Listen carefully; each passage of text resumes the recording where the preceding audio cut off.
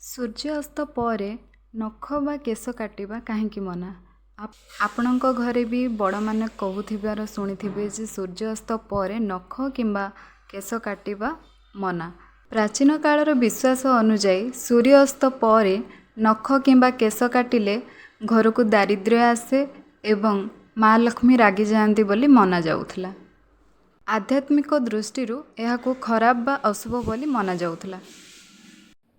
କିନ୍ତୁ ଏହାର ବୈଜ୍ଞାନିକ କାରଣ ବହୁତ ସରଳ। ପୁରୁଣା ଦିନରେ ବିଦ୍ୟୁତ୍ ନଥିଲା।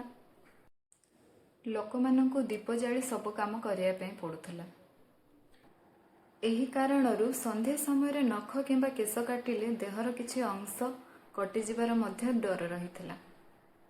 ଆପଣ ଯଦି ଏହି ବିଷୟରେ ଅଧିକ କିଛି ଜାଣିବା ପାଇଁ ଚାହୁଁଛନ୍ତି ତେବେ ତଳେ ଦିଆଯାଇଥିବା ଲିଙ୍କରେ କ୍ଲିକ୍ କରି ପୁରା ଭିଡ଼ିଓ ଦେଖିପାରିବେ ଏବଂ କମେଣ୍ଟରେ ନିଶ୍ଚିନ୍ତ ଜଣାଇବେ ଭିଡ଼ିଓଟି ଆପଣଙ୍କୁ କେମିତି ଲାଗିଲା।